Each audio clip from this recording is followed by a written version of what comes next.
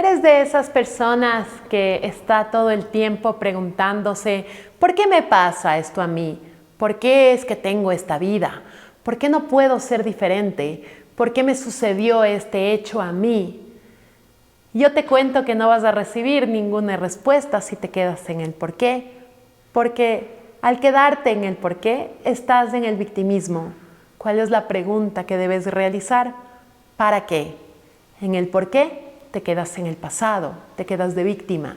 En el para qué descubres el aprendizaje.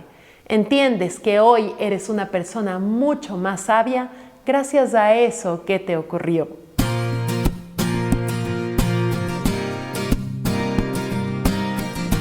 Hoy estoy de vuelta aquí con ustedes, muy contenta, para hablar justamente del para qué. En mi segundo capítulo, el nombre de este es ¿para qué? Y a veces no nos damos cuenta de la importancia de esta palabra porque nos quedamos enganchados en el por qué y nos quedamos enganchados en lo que nos pasó, en el dolor, en lo que sentí, en lo que viví, en la injusticia, en los juicios hacia otros, en la responsabilidad hacia lo exterior y quitándome la responsabilidad a mí mismo.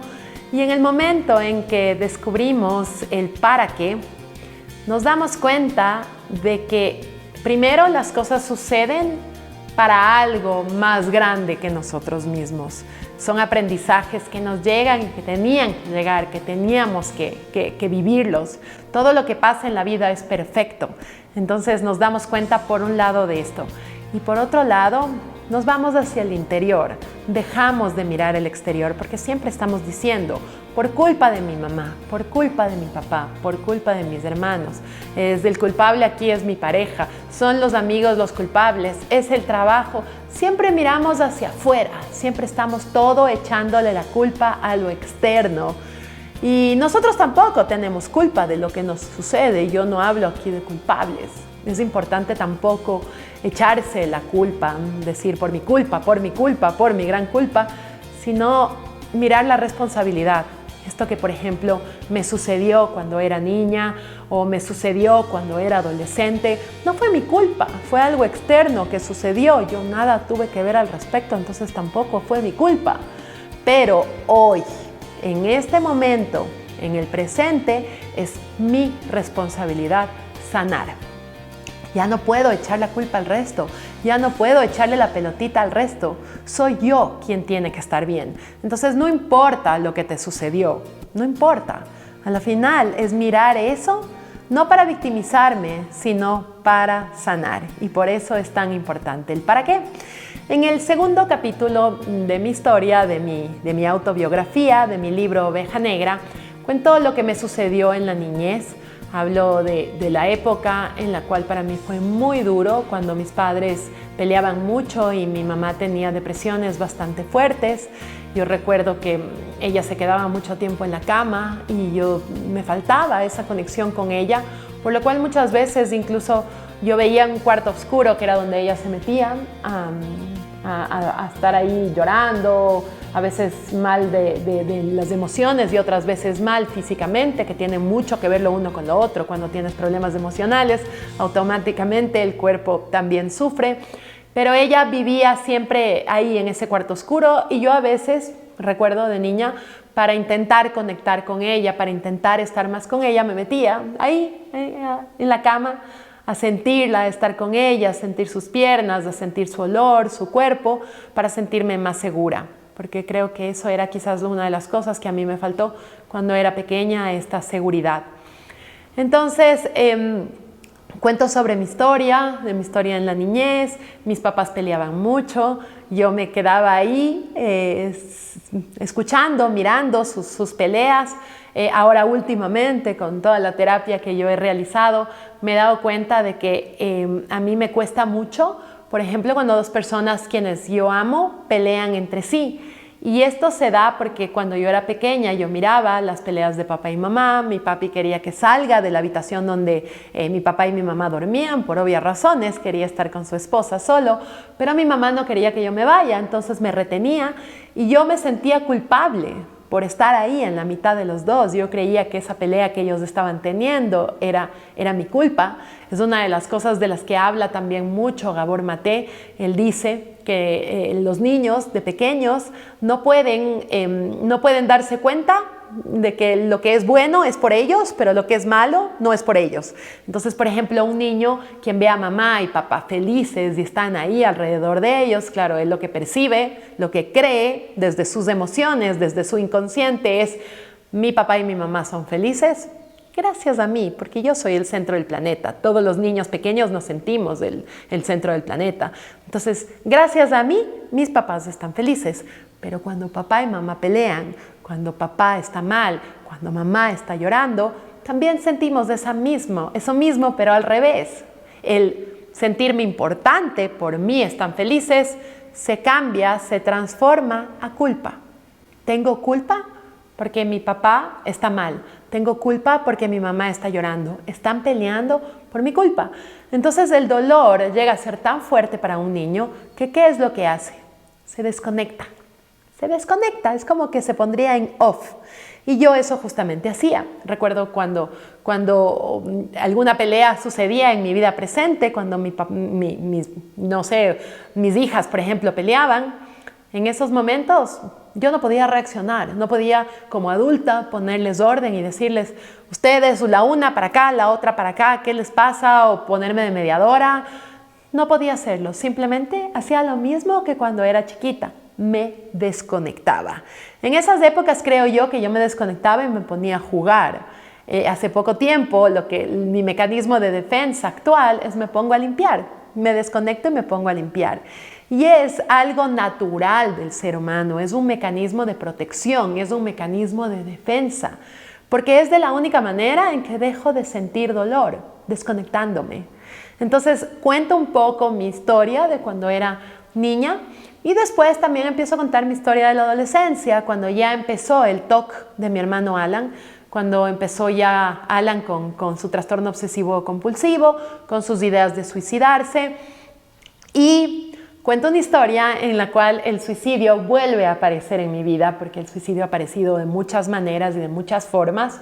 Y este primer suicidio, esta primera experiencia del suicidio en mi vida llegó antes incluso de que Alan empiece ya con sus ideas de suicidarse, o fue más o menos a la par. Yo tenía más o menos unos 16 años, tenía permiso para conducir. En esas épocas en Ecuador teníamos el permiso de conducir antes, no oficial, sino era un permiso que tenías desde los 16 años hasta los 18.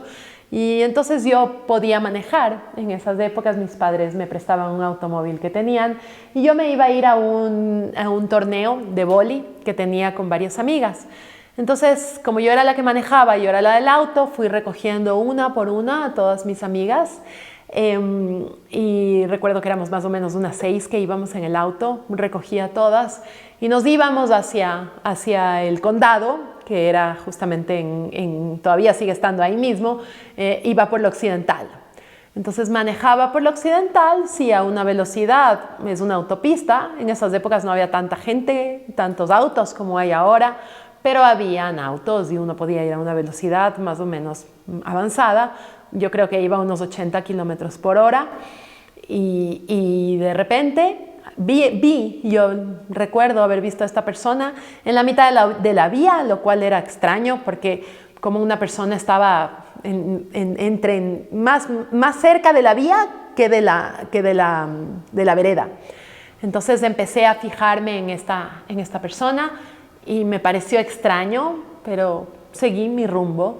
Cuando de repente, cuando yo estaba ya llegando, cuando estaba a punto de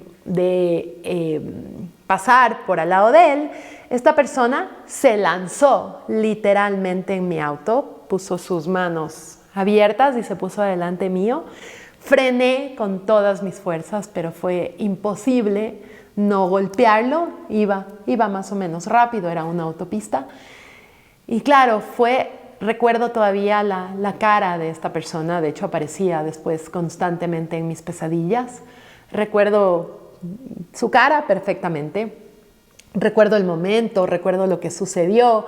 Hay muchas veces cuando tienes una una historia así de difícil, a veces borras, ¿no? El cerebro borra. Yo no borré esta imagen, la tengo muy, muy consciente.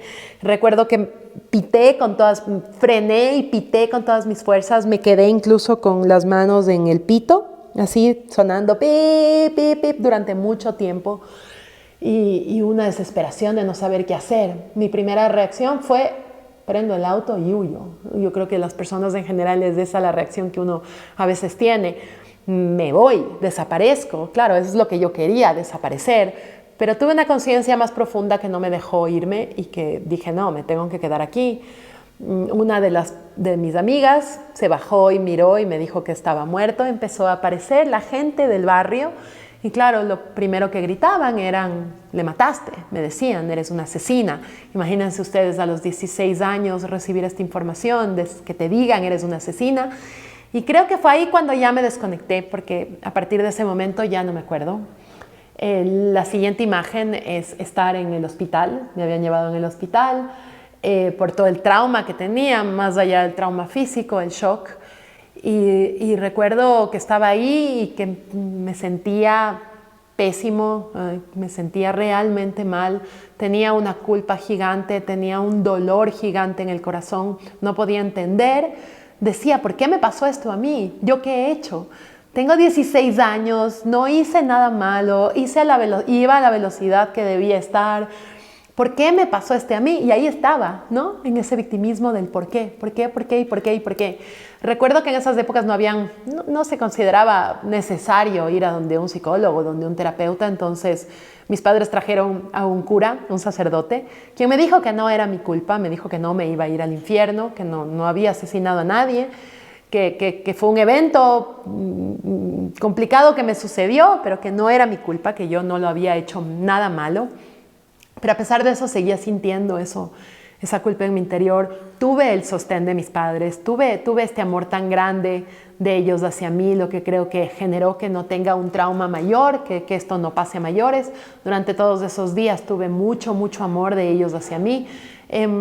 Tuve esta visita del sacerdote que me dijo que no era mi culpa, pero a pesar de eso yo todavía tenía esta tristeza gigante en el interior, un miedo gigante después de que no quería manejar. Recuerdo que cuando ya empecé a manejar nuevamente, porque mi papá me obligó básicamente a hacerlo, no quería que me quede con ese trauma y que no vuelva a manejar nunca más, pero recuerdo que quemé como 3 embragues, porque claro, todo el tiempo en esas épocas no manejábamos automático, sino manual, y todo el tiempo estaba mi pie en el embrague, ¿no? Es porque tenía terror de que algo o alguien se me cruce y para poder frenar a tiempo. Y fueron días realmente muy, muy oscuros donde yo seguía insistiendo en el por qué me sucedió esto a mí. Y creo que la sanación llegó cuando un día mi padre vino y me comentó que a partir del accidente y de lo que había sucedido, por un lado me dijo que esta persona estaba totalmente alcoholizada, era alcohólico, y que ya había intentado suicidarse varias veces, que había sido un suicidio, que no había sido un accidente, sino que él ya lo había intentado varias veces y esta había sido ya como la que lo consiguió, me escogió a mí, escogió a mi auto. Y entonces me dijo esto y me contó por otro lado que él había estado en contacto con su familia, con sus hijos. Este señor tenía una vida muy, muy difícil. Sus hijos también tenían una vida muy, muy difícil. Y mi papá me dijo que él percibía que esto había sucedido para que podamos ayudar a esta familia. Porque si no me escogía a mí, su inconsciente no me escogía a mí, quizás hubiera escogido otro auto, que hubiera huido o que no les hubiera ayudado para nada. Entonces, ayudó a esta familia, ayudó a sus hijos. Entiendo que hasta ahora todavía ellos tienen trabajos estables, su vida cambió por completo. Y con esto que mi papi me dijo, para mí me cambió el chip. Me cambió el chip porque empecé a descubrir la importancia del para qué. Y me di cuenta que para eso me había sucedido. Y años más tarde, cuando mi hermano se suicidó, pude entender el segundo para qué. Y el segundo para qué fue para poder realmente entender a esa persona. Yo entendí a mi hermano después de que se suicidó, pude entender sus razones de para qué se suicidó, qué es lo que él sentía internamente y por qué lo hizo, para qué lo hizo. Pude entender también a esta persona que escogió mi auto, porque me pude dar cuenta de que quizás él ya no podía más con su vida, que él ya no estaba bien en esta vida y que además era una carga quizás para su familia. Creo que lo mismo sentía mi hermano Alan, que él era una carga para nosotros, que era una carga para Martina y quería dejar de serlo. Con esto no es que creo que el suicidio es una opción, no es que creo que las personas tienen que suicidarse. Yo de hecho creo que mi hermano, con todas las herramientas que ahora tengo, si es que hubiera podido ayudarles, si es que hubiera podido compartirlas con él, quizás mi hermano no hubiera tomado esa decisión. Sin embargo, creo que no somos tampoco nadie para juzgar a esas personas quienes toman esta decisión. Sí, podemos acompañarles y ayudarles en todo el proceso, pero no somos nadie para juzgarles. Y pude entender esto de la carga tan grande que él llevaba sobre sus hombros, y ese fue mi otro aprendizaje, ese fue mi otro para qué. En mi libro tengo también esta historia que les he contado el día de hoy, y también tengo un ejercicio práctico que ustedes lo pueden hacer para que puedan descubrir el para qué, para que puedan empezar a mirar sus dolores, sus traumas, sus momentos de los que no pueden salir, y en vez de quedarse en el por qué, puedan cambiar al para qué. Y quisiera leer también, como hice en el podcast anterior, ya para finalizar, quisiera leer las 2 frases importantes que están en este capítulo. La primera es: si me preguntas para qué vine a este mundo, te responderé para vivir en voz alta. Y ese justamente es mi propósito. Yo vivo en voz alta y por eso estoy haciendo este podcast y por eso escribí mi libro. Y ese es mi para qué. Ahora descubre tú, ¿cuál es el tuyo? Y la siguiente frase dice así: la vida no se trata de encontrarse a sí mismo, la vida se trata sobre crearse a sí mismo. ¿Y cómo nos creamos? Descubriéndonos y encontrando el para qué. Cada vez que encuentres un para qué, vas a lograr la verdad y vas a poder descubrirte aún mucho más. Te mando un beso grande y nos volveremos a encontrar con el capítulo 3 de mi podcast, de mi libro Oveja Negra y de mi podcast Conciencia Compasiva. Hasta la próxima.